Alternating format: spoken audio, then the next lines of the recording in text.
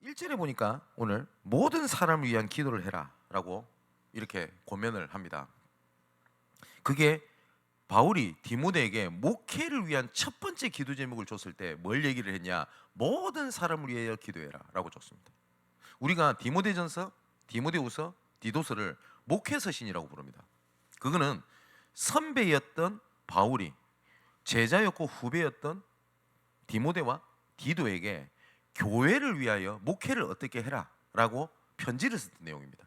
그러면서 디모데에게는 첫 번째로 뭘 얘기하니까 전체를 봐라 라고 얘기를 한 겁니다. 그러면서 4절에 보니까 하나님의 목표가 나오죠. 모든 사람이 구원을 받으며 진리를 아는 데에 이르시기를 원하신다 라고 되어 있습니다. 그러면서 5절 6절에 증거해야 될 내용이 뭐냐? 하나님과 우리 사람 사이에 중보자는 그리스도 예수밖에 없지 않냐, 그거 얘기해야 된다 라고 이야기를 합니다. 그러면서 7절에 보니까 이를 위하여 하나님이 모든 것을 허락하시고 세우셨고 이것은 참말이요 거짓말이 아니다 라고 이야기를 합니다. 자, 그러면 우리가 계속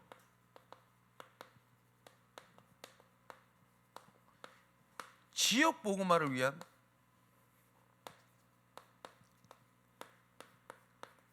기도를 해야 되겠죠. 우리가 소론에서 조금 기억해야 될 것은 복음과 전도는 함께 갑니다. 복음을 알고 전도를 한다, 그 말도 맞습니다. 그런데 복음과 전도는 함께 갑니다. 그렇다는 말은 복음이 오해되어 있으면요 전도를 오해합니다. 그리고 전도가 오해되어 있다는 말은 내가 복음을 오해하고 있다는 말입니다. 자, 성경 구절 한번 볼까요? 베드로전서 1장 9절 12절에 보니까 믿음의 결국, 믿음의 마지막 목표입니다. 영혼의 구원을 받음이라 라고 되어 있습니다. 그래서 이 구원에 대하여는 너에게 임할 은혜를 예언하던 선지자들이 연구하고 부지런히 살펴서 자기 속에 계신 그리스도의 영이 그가 받으신 고난과 후에 받으실 영광을 미리 증언해요.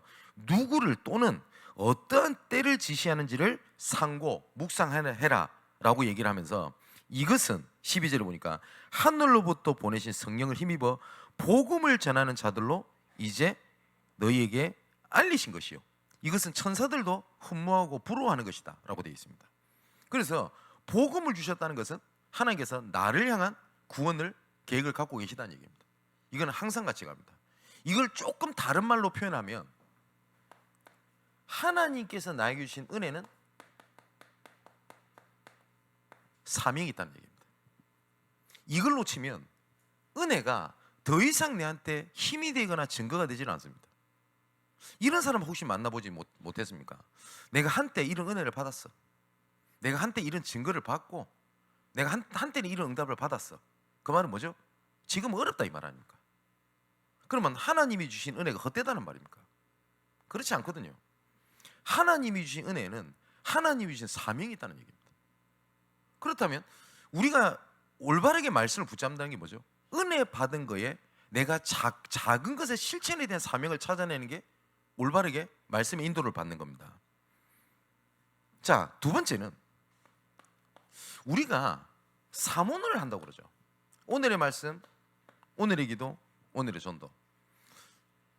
유목사님께서는 이런 표현을 쓰셨습니다. 저는 30년 동안 사모를 이걸 가지고 모든 전도 운동을 다 했습니다. 이렇게 표현을 하셨어요. 그런데 왜 나는 전도가 어려울까요? 그 답은 굉장히 간단합니다. 뭐냐?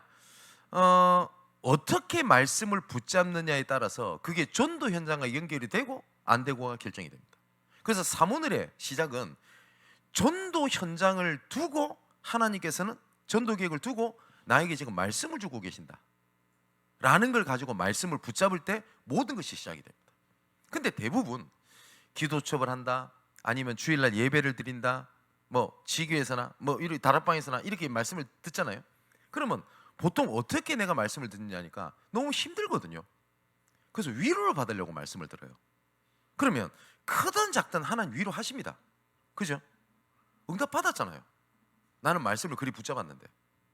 그렇지 않습니까? 또 어떤 사람은 뭐 이번에 내가 이걸 어느 회사에서 면접이 왔는데 취업을 할까요, 안 할까요?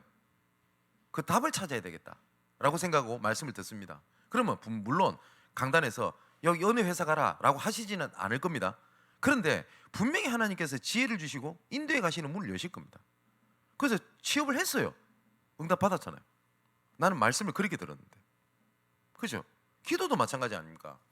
마태복음 7장에 보면 예수님께서 이렇게 말씀하십니다. 바리새인들 같은 기도하지 마라. 바리새인들은 남들이 누구에게 보이려고 길거리 어귀에 나가서 기도하지 않냐, 그죠? 남들이 나를 봐주기를. 그러면서 이렇게 말씀하십니다. 저들은 이미 자기 상을 받았느니라. 왜냐? 남들이 봐주기를 원해서 기도했잖아요. 그럼 남들이 봐줬죠? 응답 받았잖아요. 그렇지 않습니까? 제가 보통 신학생들이나 교육자들한테 그 얘기를 잘하는 게, 잘 쏟기 쉬운 게 있어요. 뭐냐니까 어느 날 갑자기 우리 전사님한테 이번 주 금요일에 설교해라 라고 부탁을 드려놨어요. 얼마나 긴장되겠습니까? 아무리 부교육자가 오랫동안 있어도 담임 목사님 대신 뭘 쓰는 게 부담되거든요. 그러면 뭘 전하지? 이렇게 고민하고 있는데 하필이면 화요 집회를 갔어. 메시지 듣다가 은혜를 받은 거예요. 그럼 이런 생각이 듭니다. 아, 은혜 되네. 이거 설교 때 얘기해야 되겠다 라고 말씀을 정리해놔요. 그럼 설교 때 얘기를 했습니다. 응답 받았잖아요. 왜냐? 전달하려고 내가 말씀을 받았는데, 그죠? 그런데 하나님께서는 내 삶에 전도 계획을 두고 지금도 하나님을 말씀을 주고 계신다. 거기서 모든 것이 시작됩니다. 그래서 디도서 1장 3절에 하나님의 때에 하나님의 말씀을 전도로 나타내셨느니라. 그게 전도자가 말씀을 붙잡는 시작입니다. 그러면 이제부터 이런 질문이 안 나올 겁니다. 불신자를 만났을 때, 혹은 내 전도 대상자를 두고 내가 무슨 말씀을 전해야 되죠? 이 고민 진짜 질문 많이 받습니다. 목사님, 이런 친구가 있는데 복음을 전해야 되는데 어떤 얘기를 해야 될까요? 이 질문을 많이 하거든요. 오늘 말씀을 듣는 여러분들에게 오늘부터 이 질문이 없어져야 돼요. 네. 성경을 구절을 한번 보겠습니다. 자, 마태복음 10장 19절 20절에 예수님께서 12제자를 파송하시면서 하신 말씀입니다. 너희를 넘겨줄 때에 어떻게 또는 무엇을 말할까 염려하지 말라. 뭐라고 말씀하셔요? 그때에 너희에게 할 말을 내가 주시리니 말하는 이는 너희가 아니라 너희 속에 말씀하시는 이 곧 너희 아버지의 성령이시니라. 혹시 이런 체험 없으십니까? 내가 전도 현장을 두고 하나님의 말씀을 받았더니 이 말씀을 그대로 전달하면 알아들을 수 있는 사람 만남을 딱 주시는 경우가 있습니다. 하나님이 하시는 겁니다. 그죠? 이게 없으면 자꾸 뭘 찾아야 되냐, 어떤 말씀을 전해야 되지, 이 고민을 하면서 말씀을 찾는 게 아니라 어디 쪽으로 가냐니까 방법을 찾잖아요. 예수님께서 말씀하셨지 않습니까? 무엇을 말할까, 혹은 어떻게 할까 고민하지 마라. 그죠? 또 누가복음 12장에 11절 12절에 보니까 이렇게 말씀이 되어 있습니다. 사람이 너희를 회당이나 위정자나 권세 있는 자 앞에 끌고 가거든 어떻게 무엇으로 대답하며 무엇으로 말할까 염려하지 말라. 똑같은 말씀이죠. 마땅히 할 말을 성령이 곧 그때에 너희에게 가르치시랴 하시니라. 그렇지 않습니까? 그죠? 근데 우리는 자꾸 안 가봐요. 안 가보고 뭘 자꾸 고민하냐, 어떻게 하죠? 이 고민을 계속 하는 겁니다. 제가 한번 간증 한번 안 드렸습니까? 2024년도에 RTS 신학교에서 전도 캠프를 진행을 하는데 가만히 파악을 해보니까 한 3분의 1은 현장을 안 가요. 네. 핑계는 좋아요. 기도처가 있는가 해요. 기도해야 된대. 그래서 짱 박혀서 기도만 하고 있어요. 현장 안 가. 그러면서 뭘 고민하냐, 어떻게 해야 됩니까? 뭐 어디에 뭐 다민족이 운영하는 식당이 있는데 어떻게 복음 전해야 됩니까? 가보면 될 거 아니에요. 안 가봐요. 핑계도 좋습니다. 뭐 차가 없다, 뭐가 없다. 2023년도 캠프였던 것 같습니다. 그래서 어떤 팀이 또 그래 이 말씀 은혜 받고 그래 가보자 이랬는데 현장 갈 차가 없네. 그래서 안 된가 아닌갑다. 그래가지고 캠프 그 하구 그 담당자한테 얘기를 했답니다. 우린 차가 없어가지고 못 가겠다고. 이러니까 이 담당자가, 이 전사님이 좀 화가 났나 봐요. 택시는 차 아니에요, 캔 거예요. 그래서 맞잖아요. 그 택시를 부른 겁니다. 그래서 2명인가 3명이 딱 택시를 타고 이제는 이천 시내로 이렇게 나가고 있는데, 택시 기사가 갑자기 이런 얘기를 하더래요. 여기 어디예요? 아, 여기 신학교입니다. 그랬더니 택시 기사가, 아, 그래서 그렇구나, 혼잣말을. 그래서 왜 그러십니까? 이러니까 몇 달 전에 자기가 택시를 타고 어떤 사람이 여기를 데려다 달라고 했다. 근데 이 사람이 마지막 내리면서 기사님 기도할게요 라고 어떤 쪽지를 하나를 주고 내렸대요. 근데 희한하게 기사님 기도하겠습니다, 그 사람 말이 자기 가슴을 떠나지 않더래요. 이 사람이 나를 기도한다고? 근데 궁금했대요. 아, 신학교구나, 이런 반응을 하더래요. 그러면서 자기 얘기를 하는데, 자기 아들은 은둔형인가 희귀꼬물이라고 하죠. 그렇게 있고, 자기 그 와이프는 귀신 들린 사람. 그래서 맨날 뭐 테마 뭐 한다고 그다 돈 다 갖다 바치는 무속인들에게. 그러면서 신학교만 하나님 믿는 사람이지 않냐고 그러면서 부탁을 하더래요. 눈물 흘리면서 우리 집안 좀 살려달라고. 전도사님들 다 놀래버린 거예요. 아, 내가 인도받겠다 하는 그 순간 하나님 역사해 버리죠. 근데 우리는 어떻게 하냐? 생각을 자꾸 해요. 작년 여름에 제가 강원도 용월에 갔습니다. 어떻게 갔냐? 강원도에 전도 캠프를 진행을 하면서 제가 이 얘기를 한 겁니다. 거의 대부분 안 가고 뭘 말하지, 어떻게 들어가지, 어떻게 하지, 그 고민하고 앉아있다고. 현장 안 가보고. 근데 말씀을 듣던 강원도 용월에 계신 목사님이 충격이 딱 된 거예요. 내가 항상 지나가는 길에 영월 교도소가 있는데 복음 전해야 될 거 아닙니까? 근데 생각만 했대요. 복음 전해야 되는데 어떻게 복음 전하지? 어떻게 해야지? 이래가지고 몇 년을 목회를 했대요. 단 한 번도 안 가봤대요. 그래서 이분이 믿음의 결단을 하고 전도캠프 때 간 겁니다. 가니까 법무부 건물에 들어가면 당연히 막죠, 관리자가. 그래서 어떻게 오셨습니까? 라고 물어보니까 목사님이 할 말이 없더래요. 그래서 순간 생각한 게 있는 그대로를 얘기한 겁니다. 저는 이쪽 지역에 사는 목사인데 내가 여기를 항상 기도하고 있었다고. 혹시 내가 소장님을 만날 수 있겠냐고. 그랬더니 이 직원이 당황을 하더래요. 그랬더니 잠시만 기다리시라고 전화를 하더니 다 좀 이따 나와가지고 이렇게 얘기를 했답니다. 소장님 지금 내려오실 겁니다. 그러면서 자꾸 다가와서, 목사님, 제가 여기에 발령난 지 얼마 안 된 저는 여기 직원입니다. 저도 교회를 다닙니다. 저도 여기 취업을 하고 난 다음에 하나님에게 먼저를 계속 기도하고 있었다고. 그 가운데 목사님이 오셨습니다. 하나님이 보내신 것 같습니다. 목사님 1차 충격, 그죠? 2차 충격을 받았습니다. 소장님이랑 계장님이 내려오는데 계장님을 가만히 보니까 자기 아는 사람이라 알고 봤더니 고등학교 동창. 2차 충격, 그죠? 마음은 싹 다 잃어버린 거예요. 보니까 이 계장님이 이제는 소장을 앞두고 있는 그 영월 교도소의 2인자입니다. 어떻게 이런 일이 있을 수 있습니까? 그래서 소장님이 마음을 활짝 다 열고, 근데 이 소장님 마음을 열게 된 계기가 있어요. 제가 이분의 자료를 찾아봤더니 교도소에 있는 재소자들을 어떻게 하면 교화시켜 볼까, 몸부림을 치는 괜찮은 분이었어요. 근데 아무리 잘해줘도 해결이 안 되더라는 거예요. 그런데 아, 이게 하나님을 떠난 죄악이구나, 이 말을 듣고 이분이 예수 영접을 하게 된 거예요. 그래서 감사할 일이죠. 그러면 어떻게 하면 되죠? 계속 가면 돼요. 거기에 문 열어져 있으니까. 근데 이 목사님이 저한테 또 질문한 겁니다. 목사님, 이렇게 문을 열렸는데 캠프 때 또 목사님 어떻게 해야 됩니까? 가면 돼요. 그래서 목사님 한번 와달라고 해서 그래 한번 바람 쐴게요. 그래서 우리 김승 전사님이랑 우리 요셉이 이 친구 데리고 제가 영월 갔잖아요. 증인 아닙니까? 가가지고 이런저런 얘기를 하는데 저도 놀란 1차 충격. 대화를 하려면 공감대가 있어야 되잖아요. 제가 뭐 교도소를 뭐 아는 게 있습니까? 그래서 예전에, 지금 없어졌죠, 성동구치소 그 부소장님을 제가 잠시 사역을 했던 적이 있거든요. 그 얘기를 듣고 낸 겁니다. 그랬더니 그 소장님이 나 그분 안다고. 그런 마음은 딱 연 거예요. 그 이미 파괴돼 있을 거 아닙니까? 아, 재소자가 안 바뀌는 게 하나님을 떠난 죄악이구나.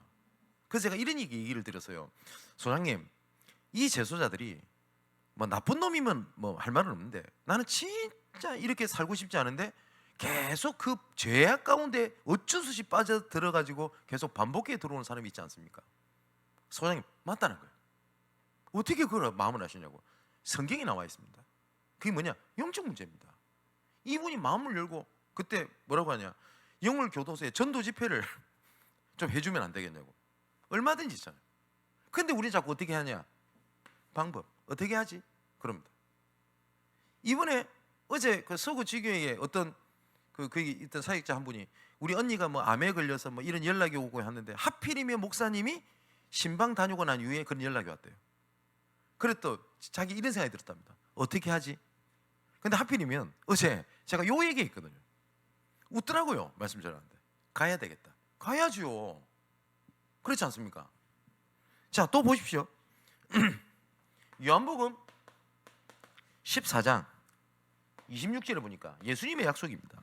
보혜사 곧 아버지께서 내 이름으로 보내실 성령, 그가 너희에게 모든 것을 가르치고 내가 너희에게 말한 모든 것을 생각나게 하시리라. 바울의 기도 제목입니다. 에베소서 6장 19절에 뭐라고 얘기를 하냐? 또 나를 위하여 구할 것은 내게 말씀을 주사 나로 입을 열어 복음의 비밀을 담대히 알리게 하옵소서. 내게 말씀을 주옵소서. 그죠? 하나님은 지금 말씀 주고 계십니다. 그러면 우리 여기 지금 말씀을 듣는 우리 전도자 여러분, 내가 하나님 오늘 한 주일 동안 살아갈 때 전도 현장을 향하여 하나님이 주실 말씀을 지금 주고 계신다라고 듣는 거라 힘 좀 얻어야 되겠습니다. 문제 해결을 좀 받아야 되겠습니다. 달라요. 자, 여기서 요렇게 딱 인도받아 가면 네 번째 딱 보이는 게 있을 겁니다. 아, 전도는 내가 하는 게 아니구나. 아, 복음에는 나라는 단어가 필요 없습니다. 맞죠? 하나님께서 나와 의논하지 않으시고 하나님이 무조건적 선택으로 나를 불렀어요. 그 말은 전도도 마찬가지입니다. 내가 하는 게 아닙니다. 하나님의 주권입니다. 그렇다면 전도는 내 능력이 아닙니다. 하나님의 능력이요, 내 수준 갖고 하는 게 아닙니다. 하나님의 수준입니다. 우리가 봤을 때는 내가 좀 수준을 높이면 높이지 말자는 게 아닙니다. 수준을 높이면 좀 수준 높은 전도를 할 수 있다고 하는데 그렇지가 않습니다. 자, 그렇다면 지역 복음화를 위한 기도를 어떻게 해야 되겠냐? 첫 번째입니다.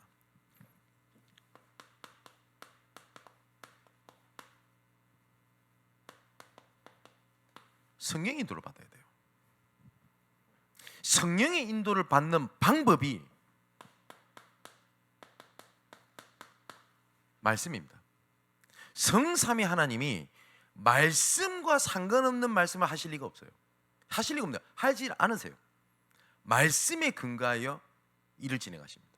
성경을 잘 보면요, 여러분, 어떠한 사람은 조금 실수했는데 망해버리고요, 어떤 사람은 성경에 보면 계속 실수하는데도 하나님이 끝까지 회복시켜 끌고 가시는 사람들이 있습니다.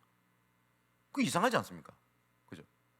몇 사람만 예를 들어 보면요, 아브라함과 롯입니다. 롯은 하나님 믿는 사람이죠. 근데 아브라함은 계속 실수하잖아요. 그죠?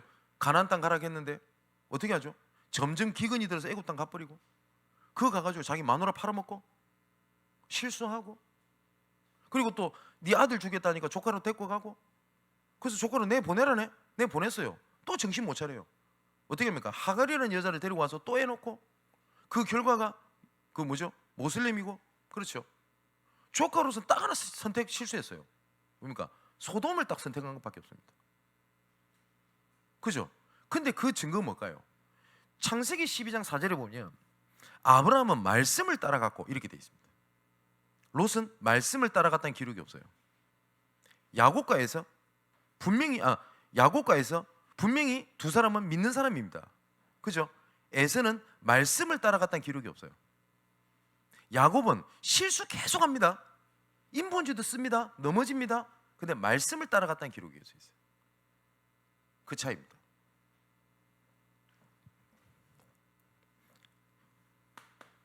이 말씀이 육신이 되어 우리 가운데 거하셨다라고 되어 있거든요. 그게 요한복음 1장 아닙니까? 빛으로 오셨다. 이 빛이 비치면 전체가 살지 않습니까? 자, 요한복음 1장 9절에 보니까 뭐라고 말씀을 하시냐? 참빛 곧 세상에 와서 각 사람에게 비추는 빛이 있었더니, 여기 보니까 각 사람에게 비췄다라고 되어 있습니다. 그래서 믿는 사람들이 그리스도를 알게 되는 계기가 다 달라요. 어떤 사람은 가정 문제 때문에, 어떤 사람은 질병 때문에, 어떤 사람은 우연처럼, 어떤 사람은 뭐죠? 자기를 도와줬던 사람에 대한 은혜 때문에 각 사람에게 비치는 빛이 다 달라요. 그런데 이 빛이 마태복음 5장 14절에서 16절의 말씀을 보니까 산 위에 있는 동네가 감춰지지 못할 것이다. 너희는 빛의 자니라. 그죠?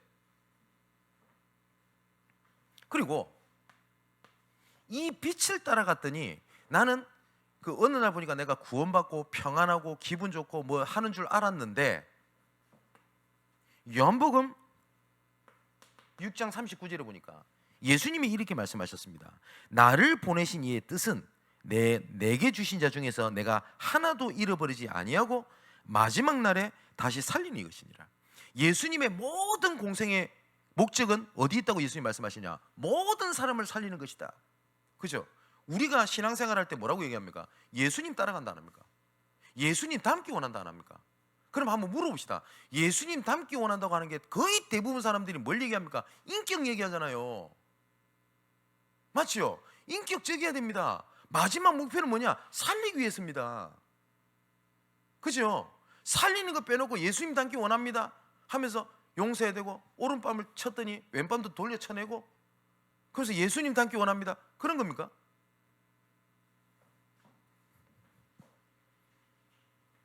자, 나에게 이렇게 빛이 임하게 되면 뭘 하는 거냐? 성령의 인도를 받기 위한 집중, 성령의 인도를 받기 위한 기다리는 겁니다. 사도행전 13장 1절에서 4절의 말씀 보니까 하나님의 계획에 집중하면서 기다렸어요. 그죠? 초대교회도 뭐라고 합니까? 40일 동안 하나님의 나라 일에 대한 말씀하셨습니다. 40일. 그러면서 마가다라 방에 모여가지고 약 10일 정도를 기다립니다. 성령 역사가 일어나게 되죠. 이게 뭐라고 되어 있냐? 매주. 이것이 나중에 어떻게 바뀌냐? 매일로 바뀝니다. 그래서 기다리는 겁니다. 그럼 이렇게 얘기하는 분도 있겠죠. 목사님, 그놈의 기다리라는 얘기는 막 10년째 듣고 있습니다. 예, 10년이 하나님이 계획이라면 10년 기다려야 돼요. 근데 분명한 거는 반드시 하나님께서 이루실 것이기 때문에 그렇습니다. 세 번째는 이 기다림 속에서 나오게 되는 응답 중에 응답이 있습니다. 그게 팀 구성입니다. 이게 전도의 가장 핵심이고 모든 것이거든요. 류광수 목사님께서는 이 부분을 말씀하시면서 뭐라고까지 표현하셨냐? 저는 팀 구성에 대한 얘기를 할 때마다 땅을 치고 싶은 심정입니다. 이렇게 표현해요. 내가 좀 친하고 편한 사람이랑 팀을 구성한다? 어렵지 않습니다. 그런데 나랑 안 맞아요. 나랑 생각이 틀려요. 나랑 진짜 케미가 달라요. 그런데 팀을 이룰 수 있다. 그게 하나님의 능력이요, 하나님의 은혜입니다. 근데 대부분 사람들이 팀 구성이라니까 나랑 잘 통해. 팀. 예, 그것도 팀입니다. 근데 바울이 이 팀 구성에 대해서 뭐라고 얘기했냐니까 고린도전서 3장 9절에 보니까 이렇게 얘기를 합니다. 우리는 하나님의 동력자들이요, 너희는 밭이요 하나님의 집이다. 바울이 갖고 있었던 팀 구성에 대한 생각입니다. 그럼 보세요. 바울은 이때 당시에 고린도 교회 팀 구성이 어디 있냐니까 바울, 디모데, 디도, 누가 이런 팀이었거든요. 뭐 누가는 그렇다 치고 중직자니까. 여러분 알다시피 디도, 그 다음에 디모데는 바울이 아들이라고 불렀던 제자입니다. 근데 바울은 그 사람들을 내 제자다라고 안 봤어요. 동력자들이요, 이리 봤어요. 이거 굉장히 중요한 얘기입니다. 한번 예를 들어 볼게요. 제가 우리 존사를 봤을 때 내 밑에 있는 사람이다 라고 보면 아마 제가 할 얘기는 계속 가르치는 얘기, 그 다음에 잔소리 이렇게 나올걸요. 동력자라면 하나하나 얘기가 다르게 들리겠죠. 제가 신학교를 다닐 때 제가 절대 이 목사가 돼도 놓치지 말아야 되겠다라고 생각했던 게 하나가 있습니다. 뭐냐니까 한경직 목사님이라고 분 아시죠? 이분이 한국에서 정말 존경받는 목회자입니다. 그분의 에피소드가 있습니다. 어린이 주일이 되면 그 원로 목사가 되신 분이 한국에서 거물급 목사님이 교회 어린이 담당하는 교육 종사님을 집에 초청을 하신다. 그래서 손자 손녀들 딱 모아놓고 예배를 드린답니다. 그러면 그 전사님이 어떨까요? 그 목사님 앞에 설교하는데. 그런데 무릎 꿇고 앉아서 아멘 아멘 하고 계십니다. 저는 그때 신학교 때 그 말 듣고 충격이었어요. 내가 그렇게 할 수 있을까? 저는 아닐 것 같았어요. 동력자잖아요. 그죠? 근데 제가 만일에 우리 전사님한테 제가 새벽기도 부탁을 하고 했어요. 그럼 저는 당연히 아래 사람이니까 아니 말로 뭐 드릴 게 있겠습니까? 훨씬 더 내가 뭐 목회 경험이 있겠다. 그럼 안 듣잖아요. 그런데 동력자라면 이게 달라져요. 그죠? 근데 많은 사람들이 그런 개념이 없어요. 그러니까 어떻게 하냐? 자꾸 가르치려고 그래요. 동력자는 가르치는 게 아닙니다. 함께 가는 사람입니다. 그죠? 그렇기 때문에 만이 틀린 얘기가 아닙니다. 이 사람이 혹시 틀린 얘기를 할지라도 하필이면 하나님께서 왜 이런 일을 진행하셨지? 라는 걸 보는 게 동력자고 팀 구성입니다.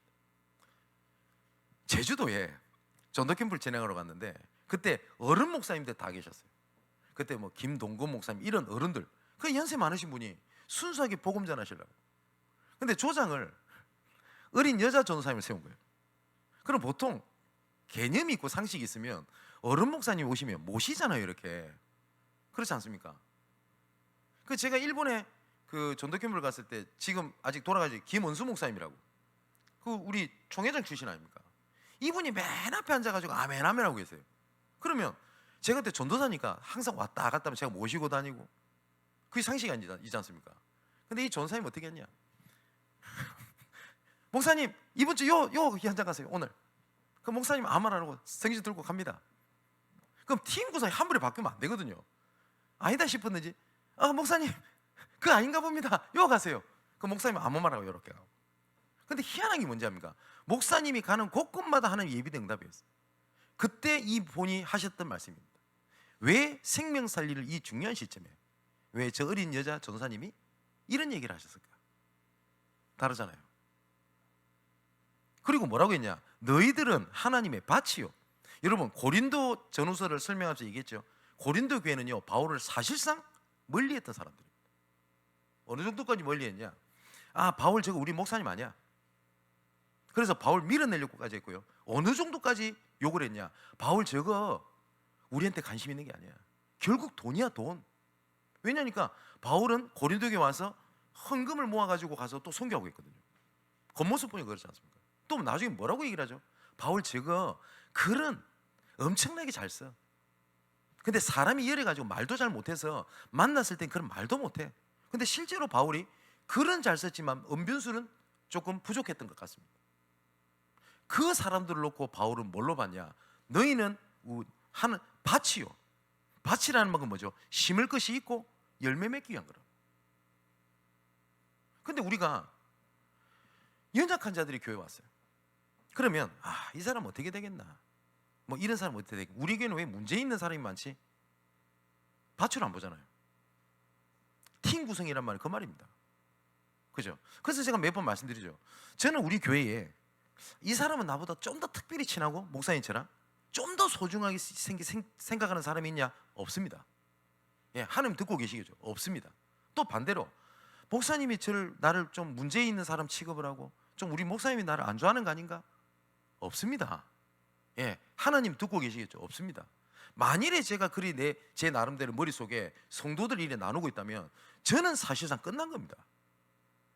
근데 많은 사람들이 치유 대상자, 너는 나랑 좀 통하네? 나는 동력자, 좀 나를 좀 잘 따르네? 너는 제자, 이러고 앉아 있잖아요. 그죠? 성령인도 받는다는 그 말입니다. 그래서 지난주에 제목이 뭐죠? 성령인도 받는 기도. 자, 이 속에 있으면 말씀 따라 성령의 역사가 이제부터 시작이 되게 됩니다. 조금만 내가 성령의 인도를 받게 되면 어떻게 되죠? 그 뒤에 하나님의 숨은 계획과 하나님의 밭의 문을 열어버립니다. 성경 구절 몇 개 볼게요. 사도행전 16장 6절에서 10절에 아시아로 복음을 전하러 가려고 하는데 문이 닫혀요. 딴 것도 아닙니다. 복음 전하려고 하는데 문이 닫혀요. 그러면 요때 내가 어떠한 성령 인도를 받느냐에 따라서 응답이 다 다릅니다. 아까 말씀드렸죠. 어떻게 말씀을 붙잡느냐에 따라서 응답이 다르다고요. 그럼 이때 어린애다운 인도를 받으면 어린애다운 응답 받습니다. 그래서 제가 이 표현을 썼잖아요. 제가 나이가 있는데 편의점 가서 과자 먹고 싶다고 어머니 계시는데 몸을 뒹굴면서 떼를 쓰면서 과자 사달라고 과음 지르면 우리 어머니가 사줄까요, 안 사줄까요? 사주십니다. 아들이니까. 근데 그걸 보고 과자나 빼빼로 같은 거 하나 들고 응답받았다 이러면 얼마나 안심합니까? 그죠? 문이 막혔어요. 이때 많은 것들을 인도를 받을 수 있을 겁니다. 근데 이때 바울은 전도자다운 성령 인도를 받습니다. 아, 하나님께서 뭐요? 방향을 틀라고 하는 거구나. 그 방향을 틀려서 갔더니 아시죠? 누구를 만나게 되죠? 루디아. 그 이 유명한 루디아. 그죠? 나중에 어떻게 됩니까? 귀신 들린 여종. 걔를 그 뭐죠? 치유했다는 이유로 마을에 이득권이 없는 줄 알고 감옥을 갖다 버리네요. 근데 하나님은 감옥의 문을 열어버려요. 그래서 간수장 가죠. 그럼 분명히 성경에 명단은 나오지 않지만 루디아의 가정, 그죠? 귀신 들린 여자의 가정, 간수자의 가정이 분명히 빌립보 지역의 중요한 제자요, 중요한 문이 됐던 것은 확실할 겁니다. 다르잖아요. 그죠? 포기할 때가 돼가지고 포기를 하는 사람 인도받는 거랑 다르지 않습니까? 자, 두 번째 성경 구절입니다. 골로새서 4장 2절에서 4절의 말씀 보니까 기도를 계속하고 기도에 감사함으로 깨어있으라. 또한 우리를 위하여 기도하되 하나님이 전도할 문을 우리에게 열어주사 그리스도의 비밀을 말하게 하시기를 구하라. 내가 이 일 때문에 매임을 당하였노라. 바울은 감옥에 갇힌 것을 뭘로 봤냐? 문으로 봤어요. 문. 그래서 제가 계속 말씀드리죠. 전도는 관점 훈련입니다. 전도는. 그래서 어떤 사람은 응답을 보고요, 전도의 문을 보고 어떤 사람은 아무것도 없다고 얘기를 합니다. 그래서 망대가 뭡니까? 망대가 잘 보기 위해서 망대를 세우잖아요. 만일에 여기에 경치가 좋은 데가 있어요. 그럼 어디 뭘 세우죠? 전망대를 세우잖아요. 왜 세우죠? 잘 보려고. 그죠? 근데 똑같은 데에다가 망대를 세워도 어디다 세웁니까? 정경 좋은 데를 쫙 이렇게 비춘집니다. 근데 경치 좋은데 뒤에는 쓰레기 더미가 있어요. 근데 망대를 세웠는데 방향을 잘못 잡았어. 어디에 잡았냐? 쓰레기 더미에. 그러면 쓰레기 더미가 더 보이게 되는 겁니다. 그래서 어떤 사람은 현장에 가서 하나님의 계획의 문을 보는 사람이 있는가 하면, 어떤 사람은 똑같은 걸 봤는데 상처를 딱 입고 오는 사람이 있어요. 무엇에 망대를 세웠냐? 어디 방향에다 망대를 세우냐가 이렇게 차이가 납니다. 자, 그러면 세 번째 한 일문말 예를 들어보겠습니다. 창세기 45장 5절에 요셉이 고백입니다. 당신들이 날 이곳에 팔았다고 해서 근심하지 마소서, 한탄하지 마소서. 당신들이 날 판 거는 뭐예요? 팩트. 팩트를 본 게 아닙니다. 뒤에 뭘죠? 영적인 사실을 봤어요. 하나님이 생명을 구원하시려고 나를 당신들보다 먼저 보내셨나이다. 당신들이 날 파는 건 맞아요. 근데 그 모든 것이 뭐예요? 하나님이 이랬습니다. 창세기 50장 19절 20절의 말씀 보니까 이제 야곱이 죽어요. 형들이 이제 무서운 겁니다. 왜냐니까 아버지가 있었을 때는 좀 잘 봐준 것 같은데 아버지가 죽었으니 이제는 우리를 죽일 것 같거든요. 그래서 이 형들이 찌질하죠. 에? 믿음이 없으면 용기라도 있든가 요셉에 가서 무릎을 꿇고 우리는 당신들의 종입니다 이렇게 나온 거예요. 그래서 요셉이 애가 타가지고 했던 얘기입니다. 요셉이 그들에게 이르되 두려워하지 마소서, 내가 하나님을 대신하겠습니까? 하나님이 하신 일을 내가 상처로 바꾸고 그래 하겠습니까? 이 말이지 않습니까? 당신들은 나를 해하려고 했으나 하나님은 그것을 선으로 바꾸사 오늘과 같이 많은 백성의 생명을 구원하게 하시려 하셨나니. 하나님 뭐예요? 당신들의 일을 하나님은 선으로 바꾸셨어요. 그게 전도자는 성령인도입니다. 그죠? 누구에게는, 모든 사람에게는 때가 있습니다. 그 때를, 슬픔의 때를 하나님의 구원의 때로 만드는 성령인도입니다. 그죠? 딱 작년 요맘때 제 어머니 쪽에 장례식이 생겼어요. 장례식 생겼다는 얘기를 듣고 딱 하나가 떠오르는 게 있었어요. 뭐였냐? 어머니 쪽 친척 중에 한 30년 정도 귀신 들려가지고 어려움 당하는 사람이 있다는 거예요. 근데 항상 얘기를 제가 들었고 만날 수 있는 뭐 접촉점이 없어요. 그죠? 그 얘기를 듣고 제가 어머니께 이런 얘기를 드렸어요. 어머니, 그 사람이 혹시 옵니까? 내가 복음 전할까 일이 되면 제가 가겠고, 에? 아니면 내가 장례식 굳이 갈 필요 없을 것 같다고 온다는 거예요. 그래서 저 아산병원에서 저 장례식 할 때 제가 갔잖아요. 있어요. 그래서 전 복음을 전해야 되니까 그 뭐 장례식 안에 보면 조그마한 방 있죠. 거기에 오라고 얘기를 한 겁니다. 근데 제가 오기 전에 그 가족들한테 소문이 났나 봐요. 누구 집안에 뭐 아들이 목사라는데 이 친구 전도한단다. 뭐 전도하는데 뭐 어떤 응답이 있다는데 어떻게 전하는지 보자. 그러니까 다 믿는 사람, 뭐 신비주의하는 사람, 신천지 오만 대만 사람이 있을 거 아닙니까? 한 방에 다 모였어요. 그거 좁은데. 예. 그리고 복음을 전하고 예수를 영접하고 난 다음에 이 사람이 했던 얘기입니다. 내가 30년 동안 교회를 그렇게 사람들이 많이 오라고 했는데 예수님이 내 마음속에 주인으로 계셔야 빛으로 오신 그분을 이해야 된다고 자기 들어본 적이 없대요. 그래서 예수를 영접을 하고 뭐 지금까지 제가 사역을 하고 있습니다만 보세요. 장례식의 슬픔의 때가 하나님의 구원의 때로 만들 수 있어요. 그렇지 않습니까?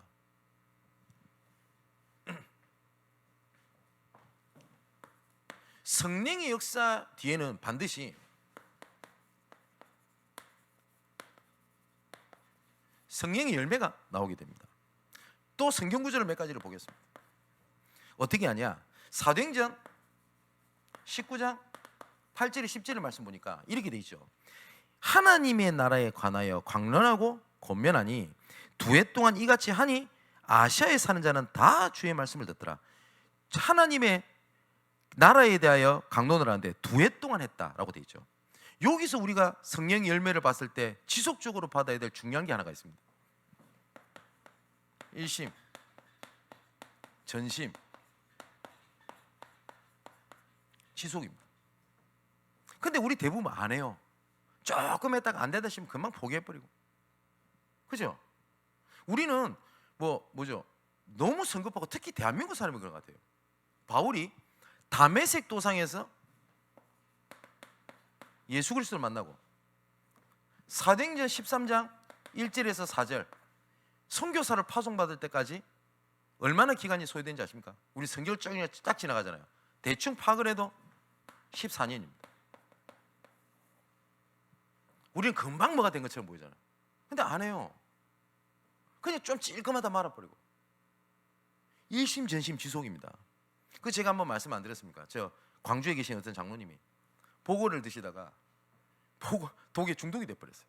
그래서 같이 먹던 친구들 다 죽어버렸어요. 근데 신경독이니까 정신은 살아있대요. 근데 숨이 잘 안 쉬어지고 말이 안 나오는 겁니다. 그때 119가 왔대요. 죽겠다 이러고 있는데 119가 와가지고 그 뭐죠? 산소호흡기 이렇게 해가지고 이거 눌러주는 거 있지 않습니까? 이거를 막 간호사가 눌러주더래요. 그러니까 장로님이 숨이 확 트이더랍니다. 그래서 살겠다 이러고 있는데 계속 눌러주면 될 건데 병원 갈 때 숨 쉬거든? 딴 데 가보면 딴 일 보더래요. 그러니까 장로님이 계속 눌러주면 좋겠는데 좀 더 눌러주세요 이 말이 안 나오는 거예요. 왜냐니까 말이 안 나오니까 신경독 때문에 죽겠다 이러고 있는데 이 간호사가 다시 와서 또 누르더래요. 살 것 같더래요. 이걸 몇 번을 반복을 하더라네. 그래서 이 장로님이 하신 말씀이 죽을 뻔했대요. 네, 되게 그 얘기를 종종 간증하세요. 우리가 사역을 이루시고 가면 됩니까? 죽을 만하면 가면 슉슉슉 해주고 좀 살 것 같다? 또 잘 말 안 들어요. 때리쳐 또 가서 슉슉슉 이러면 됩니까? 안 되잖아요. 뭐 지금 와 있는 우리 윤섭이랑 승욱이 이런 친구들은 알 거 아닙니까? KBS 지교회를 제가 들어갈 때 그 문을 하나님께 본교에 열기 위해서 1대1로 그 장로님이랑 제가 7년을 들어갑니다. 7년을 매일 아침마다. 네. 그러니까 미안한지 장로님이 그때 뭐라고 하냐, 목사님 피곤하시면 안 오시면 됩니다. 그래서 안 피곤하다고. 피곤하죠, 새벽에 가는데. 안 피곤하다고. 그래 가는 거예요. 왜냐, 어디 갔습니까? 기다림. 자, 그랬더니 두 번째 성경 구절입니다. 사도행전 19장 11절에서 20절에 요렇게 했더니 다 주의 말씀을 듣는데 어떤 일이 일어납니까? 치유에 대한 증거. 그래서 나중에 20절은 뭐라 했죠? 이와 같이 주의 말씀이 힘이 있어 흥왕하여 세력을 얻으니라. 그죠? 성령의 역사입니다. 나중에 사도행전 19장 21절에 이렇게 기록되어 있습니다. 이 일이 있은 후에, 그러면 아까 요 얘기를 하는 겁니다. 일심점심 지속했더니 하나님이 이런 증거를 주셨고, 치유에 대한 증거, 맞죠? 말씀이 흥하여 세력을 얻고, 이 일이 있은 후에 바울이 뭐라고 하죠? 이제 내가 로마를 봐야 하리라. 그 다음 걸 봤어요. 그 다음 거를. 여러분 꼭 기억하셔야 될 게 있습니다. 응답과 문제는 함께 오기도 하고요. 문제가 응답으로 바뀌는 경우가 있고요. 응답인 줄 알았는데 문제로 보이는 게 있습니다. 자, 도대체 이게 무슨 말입니까? 그래서 관점이라고요. 어떤 사람은 응답으로 봤는데 응답이 아니에요. 여러분 진짜 잘 보셔야 돼요. 자, 롯 얘기를 또 해볼까요? 롯은 소돔과 고모라를 선택합니다. 롯은 하나님을 믿는 사람입니다. 근데 아까 말씀드렸죠. 아브라함은 말씀을 따라갔고라고 돼 있죠. 롯은 자기가 본대로 했어요. 내 수준, 내 기준, 내 능력 따라 보겠죠. 그죠? 그래서 뭐라고 돼 있냐? 창세기 13절에 보니까 롯이 보기에 소돔이 여호와의 땅처럼 보였더라. 우리는 응답 이러면 어떻게 생각하죠? 내가 좋고 원하고 되는 그 응답. 진짜 그렇습니까? 아니죠. 그죠? 이걸 잘 보셔야 돼요. 마지막 결론입니다.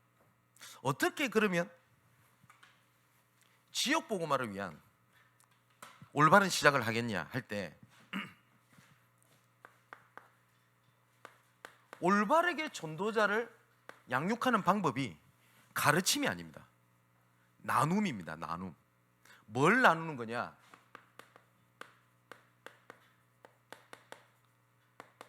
전도자의 삶입니다. 여러분 아마 지금 인천 서구에서 이렇게 새롭게 시작하는 데서 제가 이 얘기를 드렸을 겁니다. 제가 말씀을 전하러 오는 게 아니라고. 이 전도자 삶을 포럼을 하기 원한다고. 그러면 한 주일 동안 쭉 있었던 이런 전도자 삶에 대해서 보고 듣고 느끼는 것들, 여러분 사실상 설교 시간 제가 다 못하거든요. 어떤 면에서는 설교 시간 할 수도 없어요. 그렇잖아요. 그러면 이런 부분들이 만일에 지역 곳곳에서 일어나면 어떻게 되겠습니까? 그걸 보고 다락방부터 지교회 5기초라고 그럽니다. 그럼 여기서 조금 지속하는 사람들이 나오겠죠. 이런 사역자들이 모여서 요 일을 본격적으로 진행할 수 있도록 하는 키 중에 키가 미션홈입니다. 그래서 미션홈은 뭐 렘넌트도 불러서 하는 것도 미션홈 맞습니다. 근데 미션홈은 크게 3가지 방향을 가지고 보시면 됩니다. 첫 번째는 가정복음화 할 때 미션홈 이라는 거 하는 걸 씁니다. 뭐 우리 결혼하는 우리 청년들이 우리 가정이 미션홈이 되게 해주십시오. 예. 두 번째는 삶을 돕는 미션홈입니다. 이거는 보통 해외에서 이런 형태가 많이 듭니다. 어려운 렘넌트들이랑 같이 지내고 돕고, 이거는 사실상 취하고 관련되어 있거든요. 세 번째 키는 전도 현장을 가진 제자들의 모임입니다. 그럼 생각해 보세요. 이렇게 진행하는 게 지역에서 몇 사람의 사역자들이 있으면 요 얘기가 함께 나누고 해야 되고 나와질 수밖에 없어요. 그죠? 그래서 제가 지금 좀 많이 시급하게 생각을 하고 기도하고 있는 게 요겁니다. 저를 예를 들어서 뭐 제가 사역하는 걸 다 알아달라는 게 아닙니다. 쭉 우리 교회 중심으로 있었던 응답들을 들으면 아, 문제인 줄 알았다 하나님 그렇게 하시는구나, 그게 보이거든요. 근데 이런 보름이 없으면 그걸로 끝나요. 근데 이런 보름이 있으면 하나님의 전도 계획이 단회성이 아니라 연결 지어서 들어와요. 아까 제가 그 강원도 그 영월 교도소 이 사역 말씀을 드렸죠. 근데 이번에 제가 경인 캠프를 가는데 그 교회에서 인천시 법무부의 보호관찰센터, 이 교회 문을 열기 위해서 기도하고 있다는 얘기 들었어요. 근데 갑자기 생각나는 게 용월이 생각이 나는 거예요. 그래서 연결됐습니다. 이번에 내가 작년에 우연찮게 같은 이렇게 연결될 줄 어떻게 알았겠습니까? 이거를 딱 포럼했더니 우리 이재호 지사님이 포럼할 때 딱 뭐라고 그러냐, 내 친구 중에서 교정 시설에 있는 친구가 있는데 딱 나왔어요. 어떻게 연결될지 모르겠죠. 보세요, 다 연결이 돼요. 그렇지 않습니까? 그죠? 또 아직 제가 얘기는 안 했는데 우리 공병란 실장님 이번에 그 취업을 해서 다시 가요. 기도 제목이 하나 있는 겁니다. 눈물을 글썽거리면서. 예전에는 내가 잘 되고 연봉 좋고 이렇게 움직였는데 내가 원래 이거 치유하는 일을 하지 않습니까? 치료하는 일. 내가 사람 살리는 일을 하고 싶습니다. 예수 믿은 1년밖에 안 된 분이 감사하죠. 그러면서 본인이 기도하면서 문 여는 대로 간 거예요. 근데 거기가 뭐 지역이 아직 결정 안 됐습니다만은 본인이 얘기하는 거예요. 내가 거기 갔었을 때 금천에서 지휘했던 이거 하고 싶다는 거예요. 그래서 처음에 도공 얘기하더라고요. 근데 번쩍 들었던 생각이 있어요. 그쪽 지역에 지역을 놓고 기도하고 있는 몇 사람이 떠오르는 사람이 있었어요. 혹시 그 계획인가? 그럼 그 다음이 그로 연결이 딱 되는 거예요. 근데 대부분 어디 갔어요? 팀 구성. 이게 안 돼요. 만일에 목사님 제가 맨날 성도들 만날 때마다 가르치려고 그러고 잔소리하고 이러면 이게 보이겠습니까? 근데 이걸 다 펼쳐놓고 봤더니 곳곳에 하나님의 문이 있네. 나는 저 사람이 문제인 줄 알았는데 하나님의 계획이 있네. 어디서 이런 기도 제목을 갖고 얘기했는데 이미 응답의 문이 열려있고 연결할 때가 있네요. 지역복음반에서 필요한 딱 3가지. 전도자의 삶을 나누라. 2번째, 이 일이 교회 안에 머무는 게 아닙니다. 지역에서.